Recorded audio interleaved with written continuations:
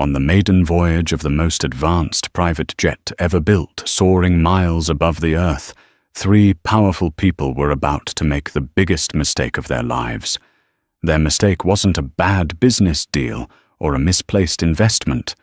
It was a series of whispers, a cascade of sneers and judgments directed at a quiet woman in a simple, practical blouse sitting alone in the main cabin.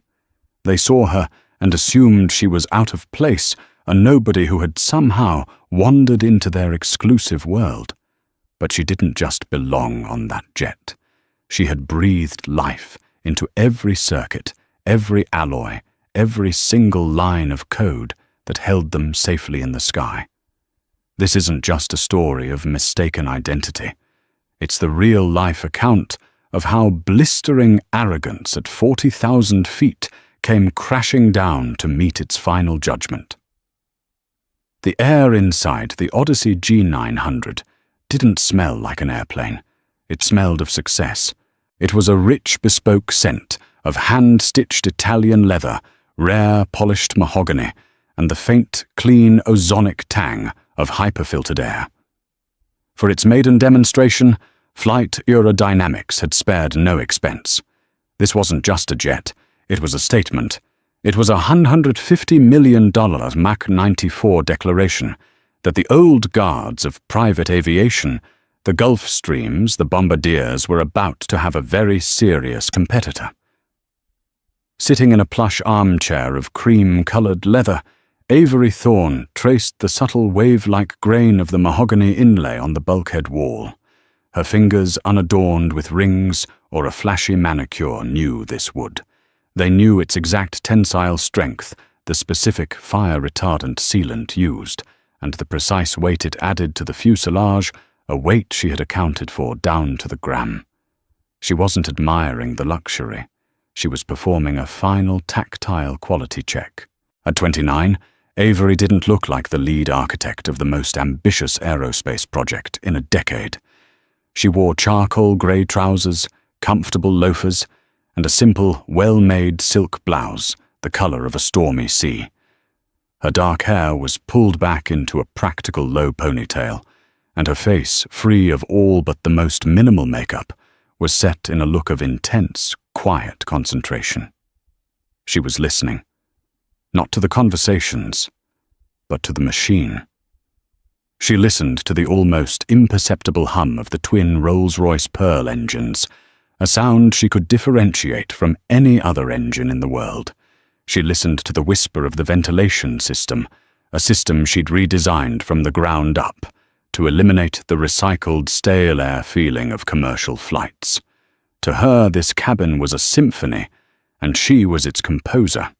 The primary potential buyers, the reason for this exclusive flight from New York to a private airfield near Aspen, were Harrison and Beatrice Davenport. Harrison Davenport was a man carved from generations of wealth and arrogance. As the CEO of Davenport Capital, a private equity firm known for its ruthless slash-and-burn takeovers, he moved with the unshakable certainty of a man who had never been told no. He was tall, silver-haired, with a face that seemed permanently frozen in a state of faint disapproval. His wife, Beatrice, was a different breed of predator. Where Harrison was overtly dominant, Beatrice was socially surgical. She wielded gossip and exclusion like weapons, curating their social circle with the precision of a museum director.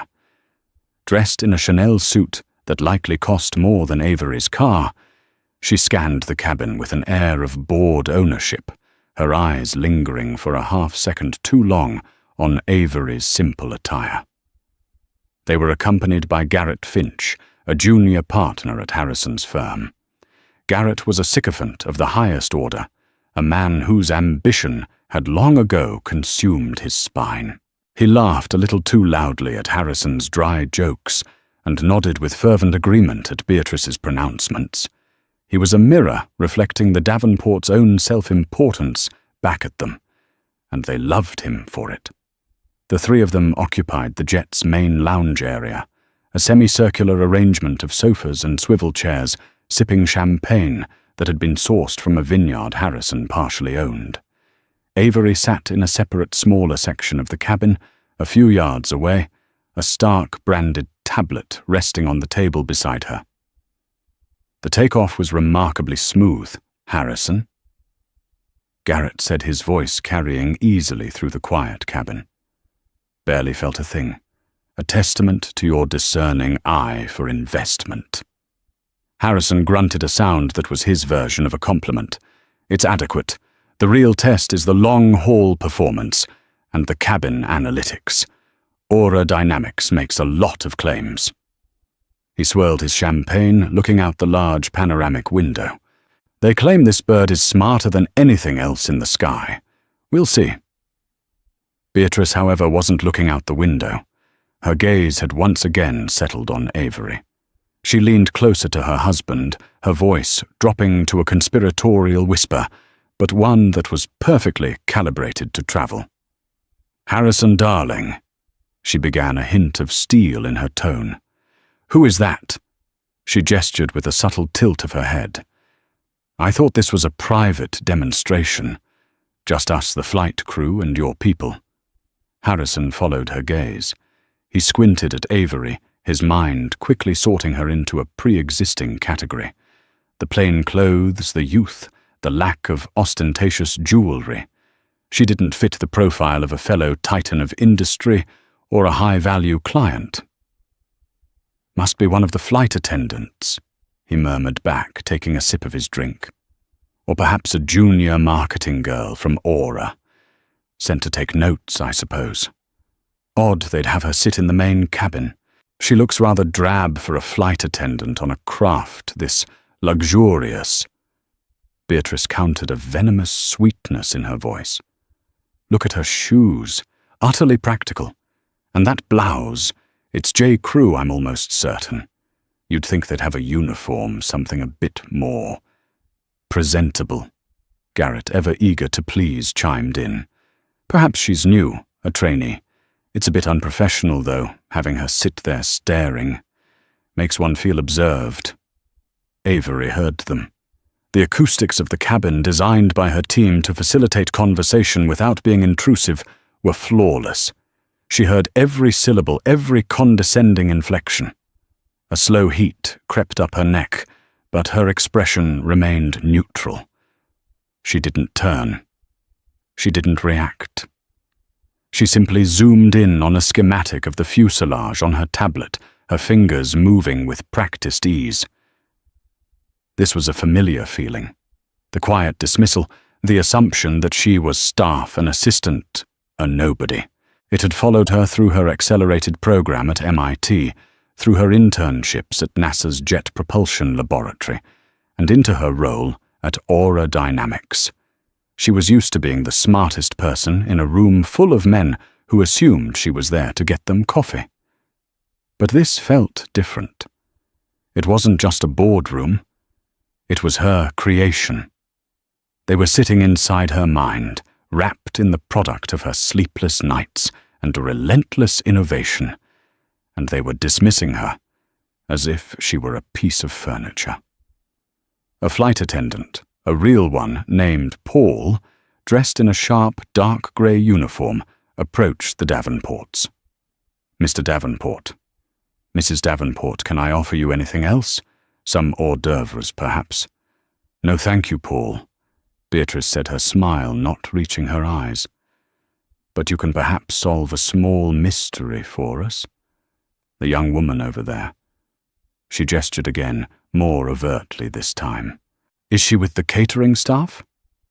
Paul glanced over at Avery, a flicker of confusion crossing his face. He knew exactly who Avery was. She had personally briefed the entire flight and cabin crew that morning, her knowledge so deep that she could explain the fluid dynamics of the air conditioning as easily as the operation of the emergency doors. He cleared his throat, choosing his words carefully. "That's Miss Thorne, ma'am. She is with Aura Dynamics." "Ah, the marketing girl," Harrison said with an air of finality, waving his hand dismissively. He turned back to Garrett. Now, about the potential acquisition of the Nakatomi steel portfolio. Paul retreated, casting a brief, apologetic look toward Avery. She gave him a tiny, almost imperceptible nod, her eyes still glued to her screen.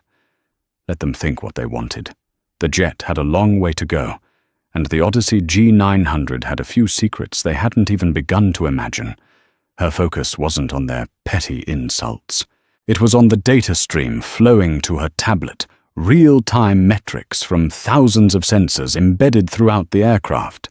Engine temperature, cabin, pressure, structural stress, fuel flow. She was the architect, and this was her orchestra, and the performance had only just begun. As the Odyssey G900 reached its cruising altitude of 41,000 feet, the curvature of the Earth was a faint, breathtaking blue line on the horizon. The jet sliced through the thin, cold air of the stratosphere with a stability that felt more like floating than flying. Inside, the atmosphere was growing decidedly less stable. Freed from the distractions of takeoff, the Davenport clique settled into their default state judgment. Their conversation, a toxic cocktail of business and social commentary, inevitably circled back to the silent, unassuming figure of Avery Thorne. Their whispers grew bolder, laced with the casual cruelty of people who have never had to consider the feelings of those they deem beneath them. "I simply don't understand it," Beatrice said, setting her empty champagne flute down with a decisive click. Paul materialized instantly to refill it. "Harrison, when you bought my Gulfstream G650, the entire presentation was flawless. Everyone was impeccably dressed. The branding was consistent. This feels sloppy."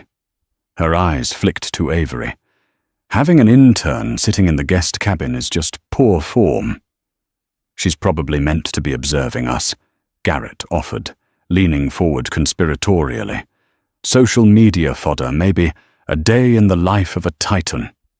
They'll write some dreadful blog post about it." He chuckled, a dry, rasping sound.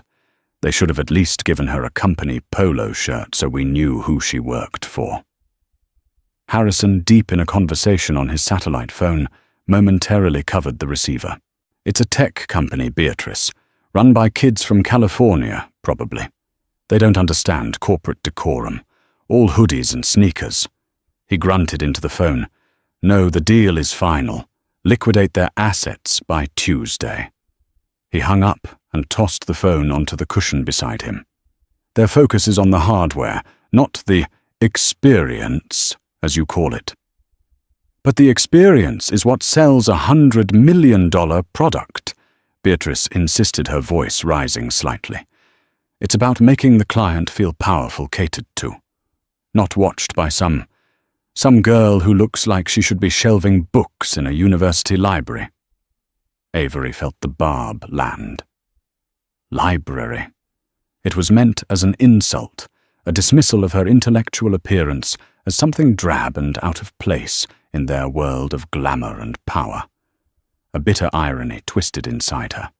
She had practically lived in the MIT library, devouring texts on computational fluid dynamics and advanced material science. That library look was the very reason this jet could exist. The composite materials in the fuselage, the unique swept-wing design that reduced drag by 12%, those breakthroughs weren't born in a boardroom. They were born in a library on a whiteboard, in the quiet hum of a supercomputer running her simulations. She forced herself to take a slow, calming breath, the perfectly balanced air filling her lungs. She could feel her heart rate, a steady 72 beats per minute, displayed on a small biometric widget on her tablet. The jet was calm. She had to be too. Her tablet was her shield. On it, she was monitoring the live feed from the Integrated Avionics Suite, a system she had personally designed. Unlike standard avionics, which presented data to pilots on a need-to-know basis, Avery's system was holistic. It was a complete digital twin of the aircraft, rendering every function and stress point in real-time 3D. She could see the micro-vibrations in the right wingtip, the temperature differential across the engine cowling the exact power draw of the Davenport's heated seats. She was more connected to this machine than they could ever comprehend. The insults continued, a relentless drizzle of snobbery. Maybe she's in the wrong cabin, Garrett mused, swirling his brandy. Perhaps she was meant to be in the crew rest area and got lost. It's a big plane. Don't be ridiculous, Garrett, Beatrice scoffed. There's nowhere to get lost. It's just poor management. I'll be having a word with the Aura CIO, what's his name?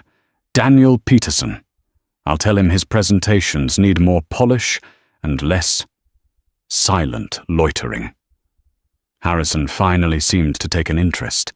He looked directly at Avery, his gaze cold and appraising, as if she were a piece of faulty equipment. He noted the intense focus she had on her tablet. "Look at her glued to that screen," he said to Garrett, probably playing a game or texting her friends. The work ethic of that generation is appalling. No situational awareness, no respect for the environment they're in. This cut deeper than the comments on her clothes. Her work ethic was the one thing no one had ever dared to question. It was the engine that had driven her entire life. The 16-hour days, the missed holidays, the weekends spent in the lab, the sheer obsessive passion for her work was the core of her identity. To have it dismissed so casually by a man who inherited his power was infuriating. For the first time, Avery felt a flicker of real anger. It was a hot, sharp impulse to stand up, walk over to them, and calmly dismantle their entire worldview with a few choice facts about laminar flow and aileron actuation. But she suppressed it. A public confrontation would be unprofessional. It would reflect poorly on Aura.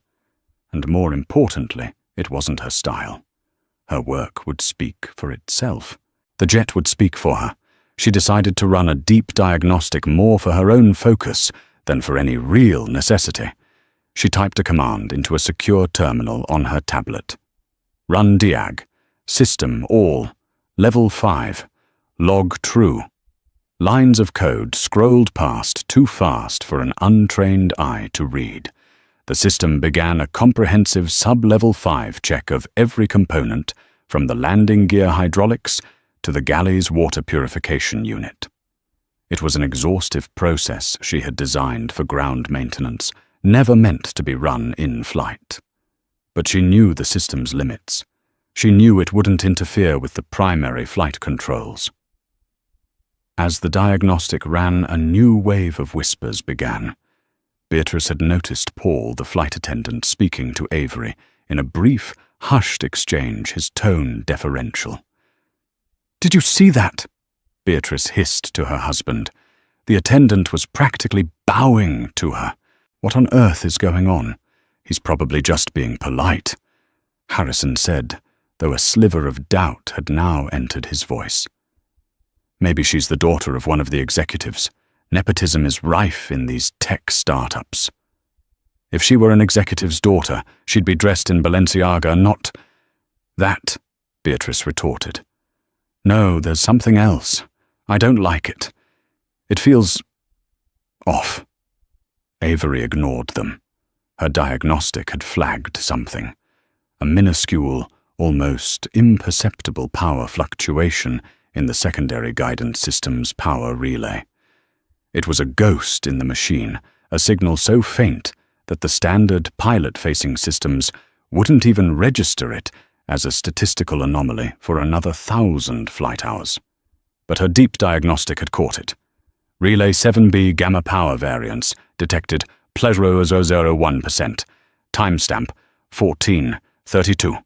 11 GMT. Crossref environmental. Sensor array 4-note. Correlates with minor atmospheric particle density increase. She cross-referenced the data. The jet had just passed through a thin, almost invisible cloud of volcanic ash, likely from a distant eruption in Iceland. The highly sensitive external sensors had picked up the increased silicate particle density in the air. The static charge from these particles had caused a fleeting, harmless power variance in an external relay. It was nothing. A non-issue. A testament, in fact, to the incredible sensitivity of her sensor suite. But it was also a data point, a secret she now shared with the jet, a whisper between her and the machine, far more meaningful than the ignorant chatter filling the cabin. She logged the event and closed the diagnostic. She leaned her head back against the soft leather, closing her eyes for a moment. They could whisper all they wanted. They saw a quiet girl in the wrong cabin. She saw a universe of data, and within it the faint signature of a distant volcano. She felt a grim sense of certainty. Before this flight was over, they would understand the difference. The serenity of the stratosphere was shattered without warning. A low, resonant chime echoed through the cabin. It wasn't a pleasant sound, like a call for a flight attendant. It was a piercing, insistent tone, designed to cut through conversation and complacency. On the large forward bulkhead screen that had been displaying a tranquil flight map, a block of amber text appeared, "System anomaly detected. Check avionics status." Simultaneously, the soft ambient cabin lighting shifted, brightening to a more clinical alert level. The effect on the Davenport group was immediate. Beatrice let out a small gasp, her hand flying to her chest. Garrett Finch froze mid-sip, his brandy sloshing over the rim of his glass. Harrison Davenport sat bolt upright, his face a mask of annoyance and concern. "What the hell is that?" he demanded, his voice booming in the suddenly tense silence. From the cockpit, the voice of Captain Miller, a veteran pilot with 20,000 hours of flight time, came over the intercom. His tone was professional, but it couldn't completely hide an undercurrent of tension. "Ladies and gentlemen, this is Captain Miller. We appear to have a minor sensor disagreement in our primary flight display. We're running a check now. Please remain seated. There's no immediate cause for alarm." "Minor disagreement," Harrison muttered to Garrett. "On a brand new $100 million aircraft. Unacceptable." But then it escalated. A second chime, higher pitched and more urgent, joined the first. The amber text on the screen flashed, then turned a stark, alarming red. "Warning, multiple system conflict, guidance and navigation systems. Unreliable. Maintain manual control." The plane gave a slight, almost imperceptible lurch. It was nothing more than a tremor, but in the sterile perfection of the Odyssey G900 it felt like an earthquake. Beatrice let out a genuine cry of fear this time, grabbing her husband's arm. Garrett's face had gone pale, his sycophantic bravado vanishing completely. "What is happening?" he stammered, looking wildly between Harrison and the cockpit door. Captain Miller's voice came back, audibly strained. "We're experiencing a cascading avionics failure. Our autopilot is disengaged. We're flying the aircraft manually and are attempting to reboot the affected systems. We may need to divert." The word divert hung in the air like a death sentence. Avery, who had been sitting perfectly still, was now a blur of focused energy. The moment the first chime sounded, her tablet had lit up with a torrent of raw data. She wasn't seeing the simple red warning. She was seeing the source code of the crisis. It was a logic bomb, a digital cascade of failures that made no sense. The GPS was reporting a position over the Atlantic. The inertial navigation system was claiming they were in a steep banking turn. The air data computer was showing their altitude as 500 feet and dropping. All of it was impossible. The view out the window was serene, the jet flying straight and level. It was a sensor attack. Not a physical one, but a digital one. The systems were being fed false information, and they were beginning to fight each other.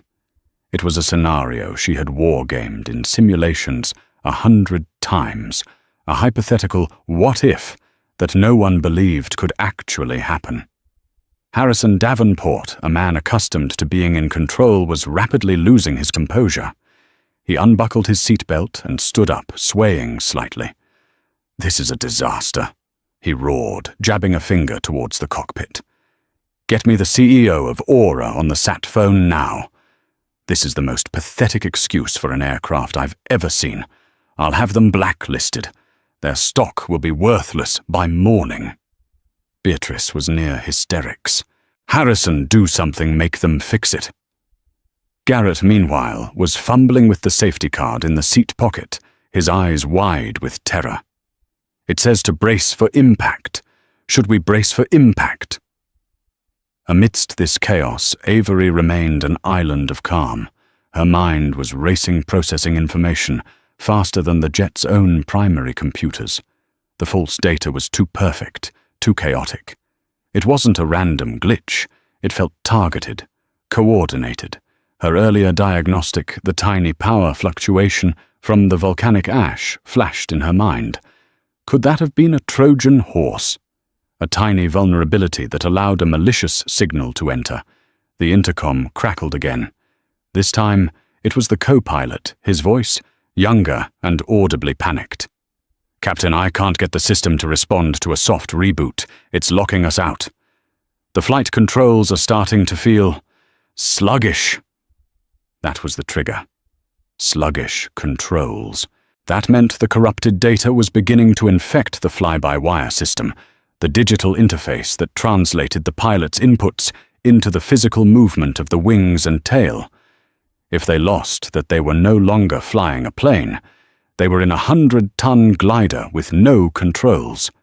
Harrison was now trying to bang on the reinforced cockpit door.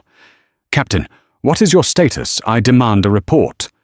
"Sir, you must return to your seat immediately," Paul, the flight attendant, urged, trying to gently guide Harrison back. "Don't you touch me," Harrison snarled, shoving him away. "I'm the client here. I own this flight." Avery knew she had seconds. Protocol politeness and professional decorum were now luxuries they could not afford. The time for whispers was over. She stood up. Her movement was so sudden and decisive that it cut through the panic. Harrison, Beatrice, and Garrett all turned to stare at her. "Mr. Davenport." She said, her voice not loud, but carrying an unmistakable authority that sliced through the noise. "Sit down. Now." Harrison stared at her flabbergasted. "Who in the hell do you think you are talking to me?" "I am the person who can stop us from crashing," Avery said, her gaze as cold and hard as steel. She didn't wait for his response. She turned to the flight attendant. "Paul, open the aft engineering panel. Code 99 Delta Alpha. There's a hardwired diagnostic port inside." Paul, who had been briefed by Avery on emergency procedures, didn't hesitate. He rushed to a seamless-looking mahogany panel near the galley, pressing his fingers on a specific point. The panel clicked open, revealing a small, recessed compartment with a cluster of fiber-optic ports and a small keypad. Avery was already there, pulling a slender, coiled cable from her trouser pocket. One end she plugged into her tablet. The other she expertly jacked into the diagnostic port. This port wasn't part of the standard avionics. It was her private back door, a direct physical link to the aircraft's central nervous system, bypassing the corrupted digital layers that had locked out the pilots. "What do you think you're doing?" Garrett stammered, watching her. "You can't touch that. You'll make it worse." Avery ignored him completely. Her fingers flew across the virtual keyboard on her tablet. A black screen with green text appeared, a direct command line interface. She was in. Avery Thorne, Aura Architect level access, granted system, Colonel Maine. She looked at Beatrice's terrified face, at Harrison's stunned, angry confusion, and at Garrett's pathetic fear. They were no longer whispering. They were staring their worldviews, tilting as violently as the false altitude reading on the cockpit display. The mousy girl from the back of the cabin was now plugged directly into the soul of the machine, her face illuminated by the glow of the only thing that could save them. The air in the cabin was thick with the metallic taste of fear. The Davenports and Garrett were frozen, watching as the woman they had dismissed as a low-level subordinate worked with a speed and intensity that was both terrifying and mesmerizing. The green text scrolling on her tablet was an alien language, a glimpse into a world of complexity they couldn't begin to fathom. Avery was no longer in the cabin. She was inside the machine. Her mind was a schematic. Every wire, every processor, every line of code laid out before her. The pilots were flying blind, fighting a ghost. She was going to trap it. Query: source Saharas nav data. Streams all. Response conflict. Data streams incoherent. GPS stream. Eras 34 hofemairon tudok hantaroana stu fortsätter lähda täysa stream. Rankadon sangsa semanarna aromedon sana marnasargadalju. ADC stream ALT. Chansats tresonas FT VS. Duhilar FBM. All streams flagged as corrupt. The data confirmed her fears. The system was being fed gibberish from multiple sources. It was a sophisticated hack designed to create chaos and force the system's logic to collapse. A standard reboot wouldn't work. It would just reload the corrupted inputs. She had to perform a surgical strike. "Captain Miller," she said, her voice projected and clear, using the cabin's internal address system via her tablet. "This is Avery Thorne, lead systems architect for the G900. Do you read me?" A moment of static, then the captain's strained voice. "Ms. Thorne, what are you? We read you." There was a note of disbelief in his voice. "Captain, you are not experiencing a malfunction. You are under a GPS spoofing and sensor injection attack. Your instruments are lying to you. Trust your eyes. The aircraft is stable." Harrison Davenport's jaw dropped. "A hack, an attack. That's preposterous." Avery shot him a look that could have frozen fire. "Quiet." She turned her attention back to the terminal. She needed to sever the corrupted inputs and force the system to reboot using its last known trusted data set. It was a high-risk maneuver. If she chose the wrong data snapshot, she could cause the very instability the hack was trying to fake. "Exec, override, module, flight control, isolate, input.nav, GPS, ADC, force reboot, from snapshot.T-90s. She was essentially telling the plane, ignore everything you're being told right now. Go back in time 90 seconds to before this started and rebuild your reality from there. Isolating corrupt data streams, she announced, both for the pilot's benefit and her own focus. Stand by for a system hard reboot. You will experience a momentary control fluctuation. It will last no more than 2 seconds. Do not fight it. Maintain your current heading and attitude." "A control fluctuation," Beatrice shrieked. "What does that mean?" "It means hold on," Avery said flatly. She pressed the final command on her screen. "Execute." For a heart-stopping 2 seconds, the Odyssey G900 seemed to fall out of the sky. There was a sickening lurch, a stomach-churning drop that felt like 1,000 feet, though it was probably less than 20. A collective scream tore through the cabin. Garrett Finch actually whimpered. Harrison Davenport, his face ashen, stumbled and fell back into a sofa. And then, as quickly as it began, it was over. The lurching stopped. The terrifying chimes went silent. The red warning on the forward bulkhead screen vanished, replaced by the tranquil blue map of their flight path, now showing their correct position over the Midwest. The cabin lights dimmed back to their soft, ambient glow. The only sound was the steady, reassuring hum of the Rolls-Royce engines and the ragged, panicked breathing of the passengers. Captain Miller's voice, filled with awe and profound relief, came over the intercom. "Ms. Thorne, whatever you just did, it worked. All systems are green. Flight path stable. We have control." Avery took a slow, deep breath, her shoulders slumping slightly. She unplugged her cable from the diagnostic port and watched as Paul, the flight attendant, his face a mixture of reverence and gratitude, sealed the panel. It was as if the mahogany wall had swallowed the entire crisis, leaving no trace. She turned to face the others. Harrison was picking himself up from the sofa. His expensive suit rumpled his dignity in tatters. Beatrice was staring at Avery, her mouth slightly agape, all the venom and condescension drained from her face, replaced by raw, uncomprehending shock. Garrett Finch looked like he had seen a ghost. The silence stretched thick and heavy. The power dynamic in the cabin had not just shifted. It had been inverted, shattered, and remade.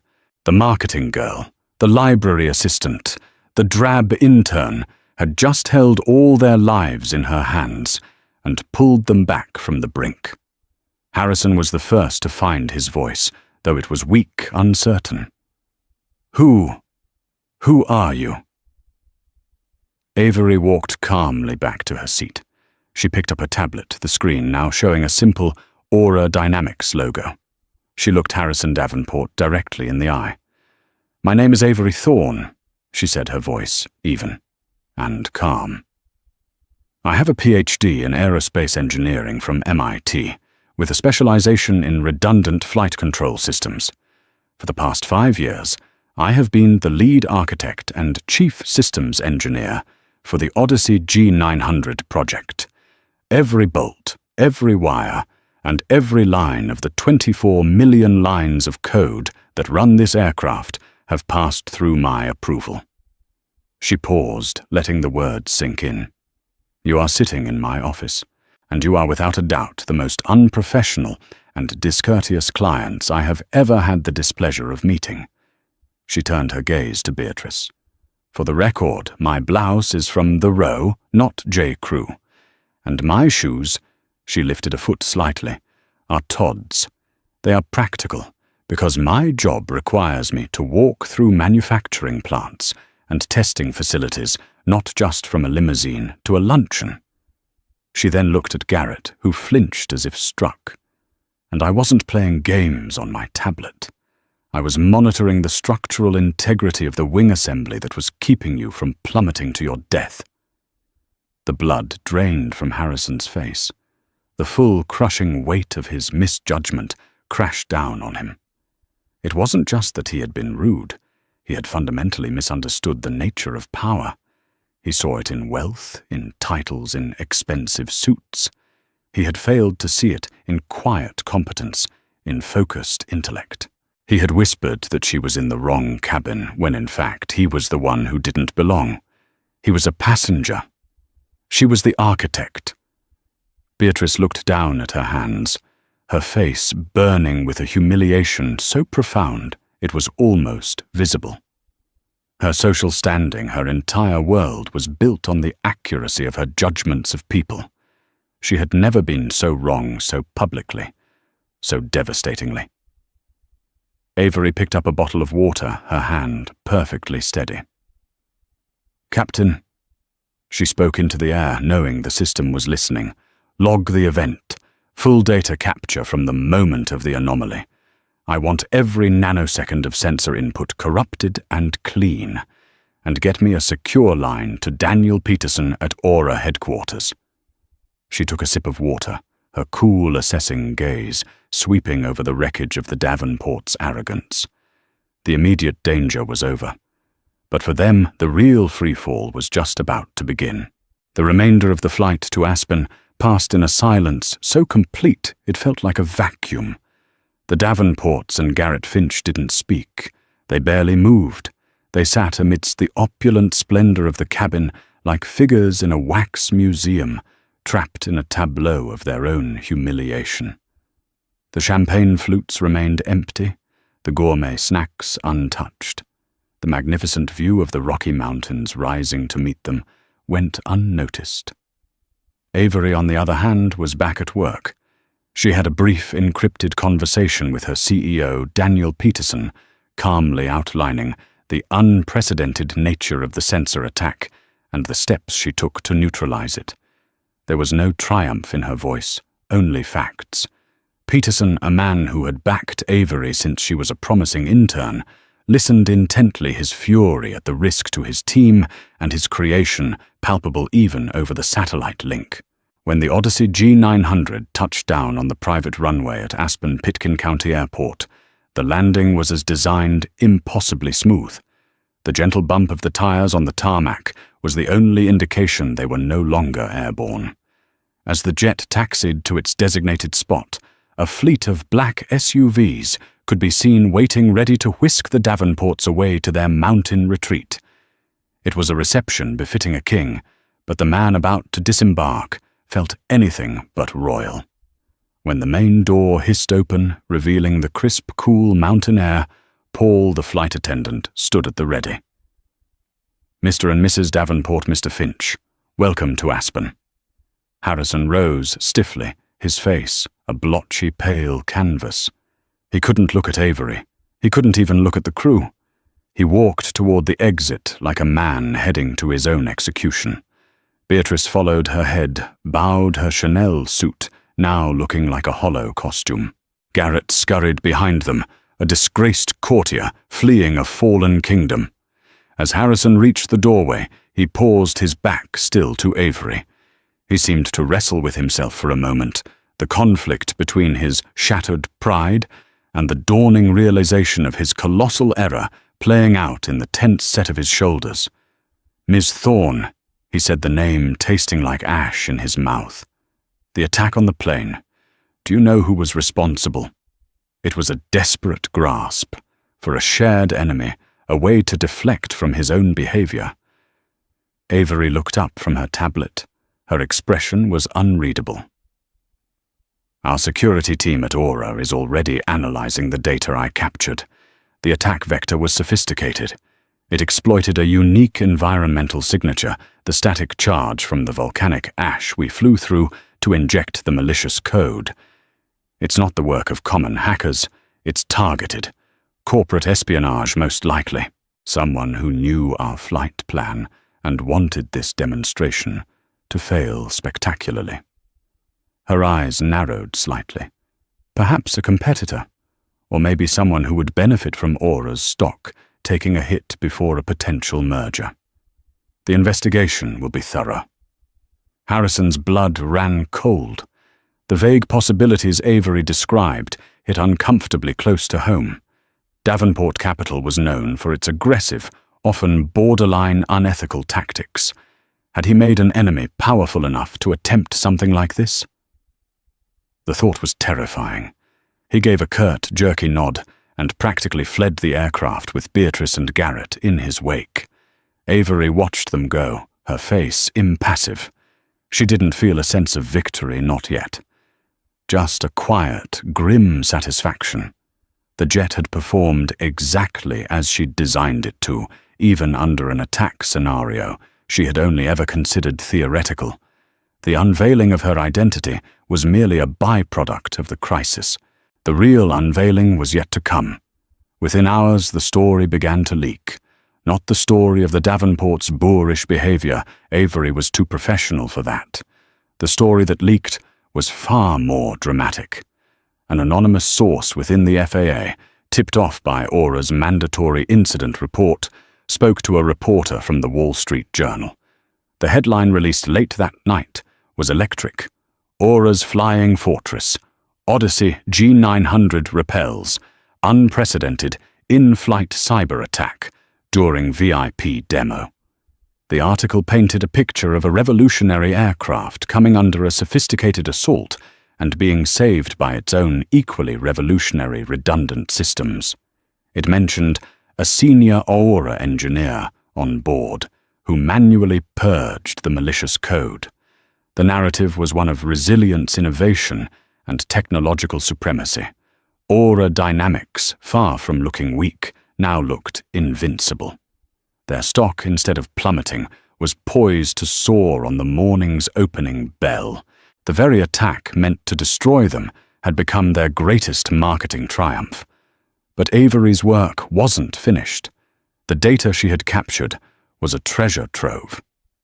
As per her standard protocol, the jet's black box, a far more advanced version that recorded not just flight data and cockpit audio, but high-fidelity audio and video from the entire cabin for incident analysis was downloaded and analyzed at Aura headquarters in Wichita. And that's when the second more damning unveiling occurred. The audio files were crystal clear. The system designed to capture every sound for technical analysis in a crisis had recorded everything.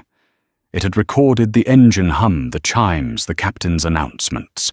And it had recorded the whispers. It had recorded Beatrice's sneering comments about Avery's clothes, Garrett's theory that she was a lost intern, Harrison's pronouncements on her work ethic. Worse, it had recorded Harrison's panicked, unguarded conversation during the height of the crisis. In his terror, thinking he was about to die, he had grabbed his sat phone in a desperate attempt to speak to his firm's chief counsel.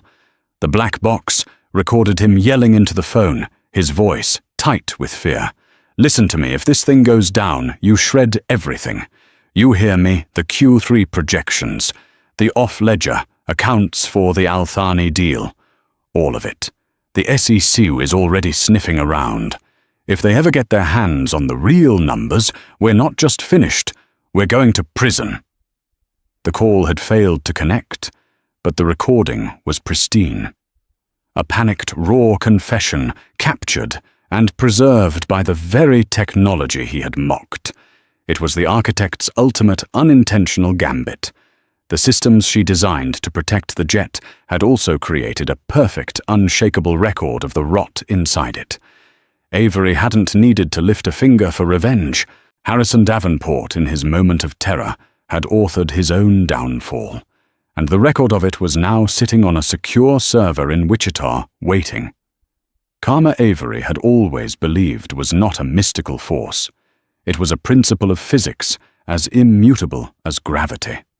For every action, there is an equal and opposite reaction. The arrogance and condescension the Davenports had launched into the world had created a potential energy. Now it was about to be converted into a kinetic force of spectacular, devastating power. The internal review at aerodynamics was swift and thorough. The flight data confirmed Avery's genius and the jet's resilience. The cabin audio, however, presented an ethical dilemma for CEO Daniel Peterson. The incriminating confession from Harrison Davenport was explosive. It was evidence of serious financial crimes captured incidentally on their corporate asset. The decision was taken out of his hands.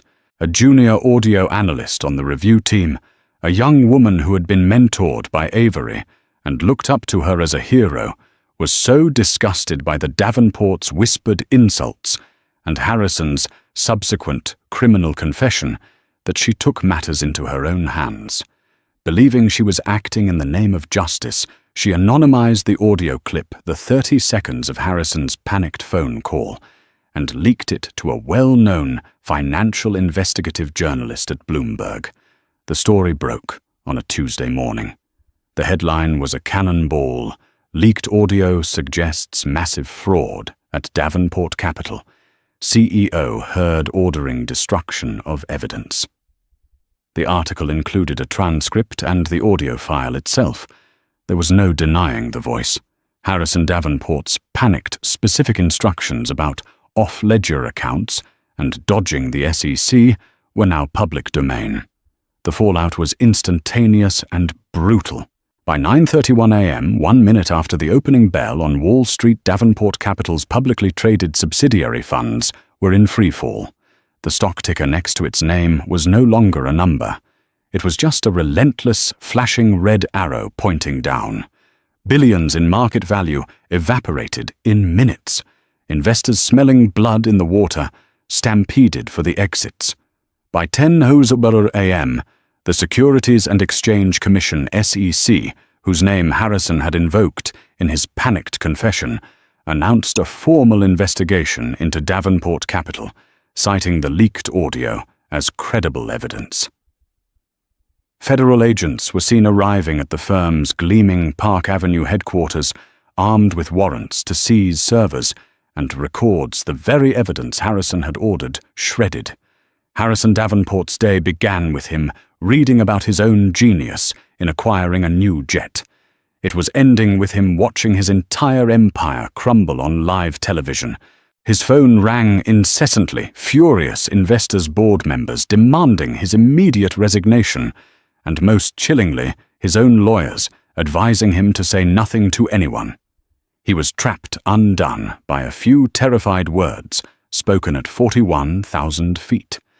Beatrice Davenport's karma was a different, more social kind of death.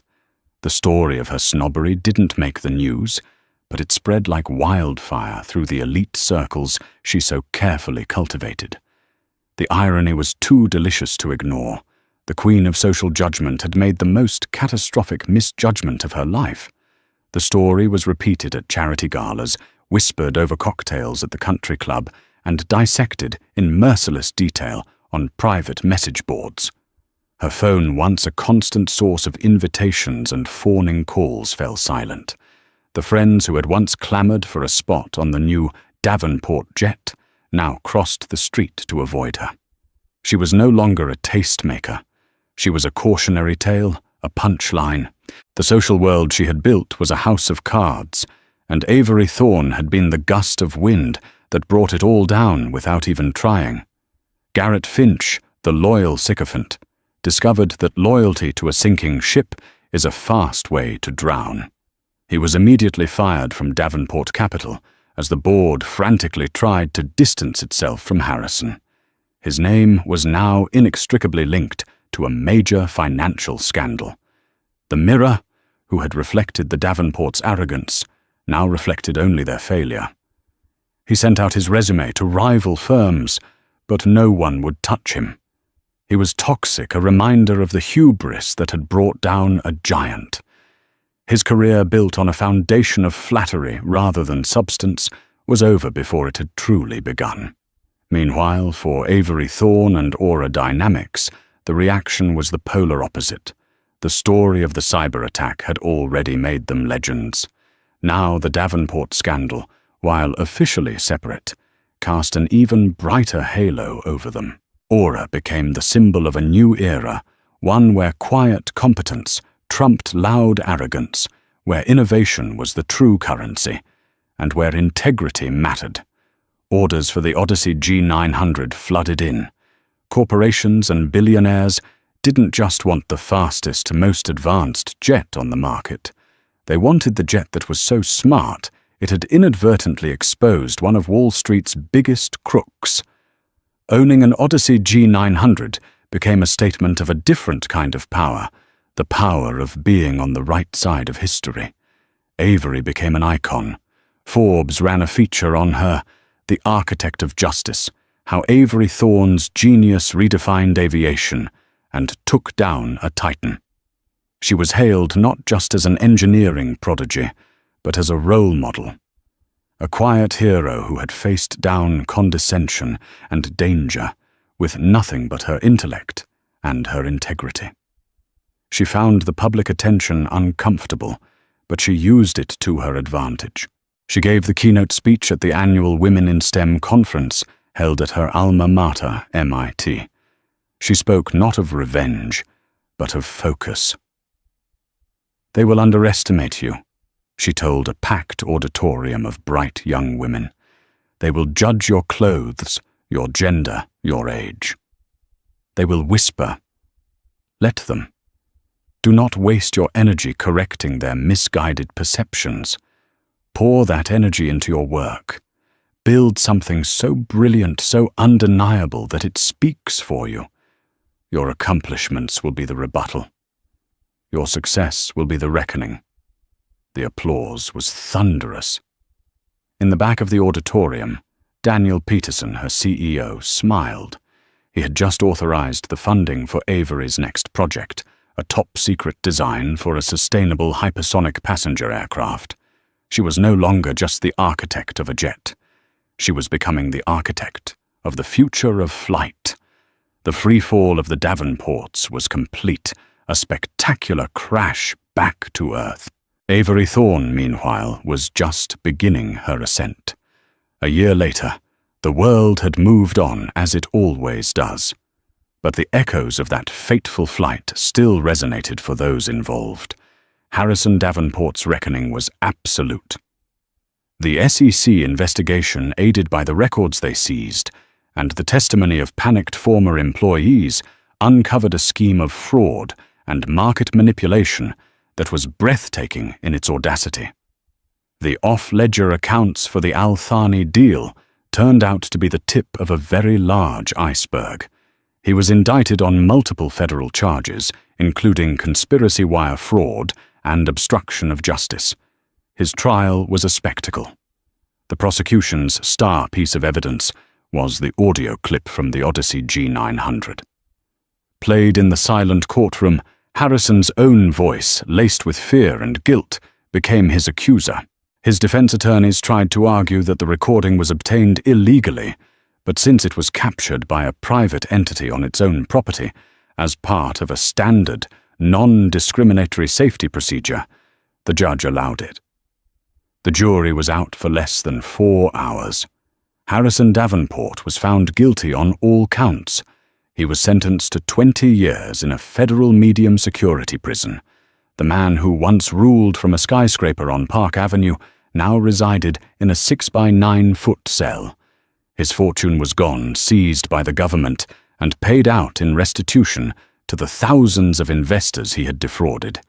He had lost his company, his wealth, his freedom, and his name. Beatrice Davenport filed for divorce shortly after the conviction. Her social exile was complete. She sold their multiple homes to pay legal fees, eventually moving into a modest condo in Florida, under her maiden name, a ghost of her former self. The whispers she now heard were not about others but about her, the woman whose snobbery had been the prelude to one of Wall Street's most spectacular implosions. Garrett Finch ended up selling commercial insurance in a suburb of Cleveland. It was a humbling, anonymous existence. He drove a used sedan and spent his days cold-calling small businesses. The world of private jets and champagne felt like a dream he'd once had. Occasionally, he would see an article about aura dynamics or Avery Thorne and feel a phantom pang of the humiliation he'd felt on that jet, a permanent scar on his memory. And Avery Thorne, her reckoning was one of triumph. She stood on the tarmac at Aura's desert testing facility in Mojave, California. The sun was hot, the air shimmering above the runway. Before her sat the prototype of her new project, the Aura Starfire, a sleek delta-winged craft designed for suborbital passenger flight. It was a machine that made the Odyssey G900 look like a relic. She was no longer the quiet engineer who tried to blend in. She was now the Executive Vice President of Advanced Design, a title created for her. She wore her practicality and her focus like a suit of armor. She still wore her comfortable loafers, but now, when she walked through a room, people didn't whisper. They fell silent, waiting to hear what she had to say. Daniel Peterson stood beside her, shielding his eyes from the glare. "You know," he said, "I heard from our sales team. A holding company representing the government of Qatar just put in an order for a fleet of 6 Odyssey G900s for their royal family." Avery raised an eyebrow. "Qatar isn't that—" "The Al-Thani family, yes," Daniel confirmed with a wry smile. Apparently they were not pleased to learn how Harrison Davenport was using their name in his little fraudulent schemes. They consider buying our jets a form of cosmic justice. Avery allowed herself a small, genuine smile. Physics. For every action, an equal and opposite reaction. A young engineer, a woman not much older than Avery had been when she started on the Odyssey project, ran up to them holding a tablet. "Ms. Thorne. The pre-flight systems check is complete, all green. We are go for the Starfire's first taxi test." "Thank you," Avery said, taking the tablet. She looked at the young woman, at the intelligence and ambition shining in her eyes, and saw a reflection of herself. She made a mental note to make sure this engineer was getting the recognition she deserved. As she strode toward the revolutionary new aircraft, the memory of that flight a year ago surfaced. The whispers, the condescension, the feeling of being invisible. It no longer sparked anger or frustration. It was just a data point, a logged event from a past that seemed very far away. They had whispered that she was in the wrong cabin. But she was never in the wrong cabin. She was exactly where she needed to be in the cockpit of her own destiny, ready for the next ascent. The story of Avery Thorne and the Odyssey G900 is a powerful real-life reminder that true value is not always visible on the surface. It's a testament to the fact that competence, intelligence, and integrity are forces far more powerful than inherited wealth or superficial judgment. In a world that often rewards the loudest voice in the room, it's the quiet, focused minds who are truly shaping our future. The Davenports learned the hard way that when you underestimate someone, you're not just being rude, you might be making the single biggest mistake of your life. The systems Avery Thorne built were designed for flight, but they ultimately served a higher purpose. They delivered justice at the speed of sound. If this story resonated with you, and if you believe in the power of karma and competence, please show your support by hitting that like button and sharing this video with someone who needs to hear it. And for more incredible true stories of justice, drama, and karma, make sure you subscribe to the channel and ring that notification bell. Thank you for listening.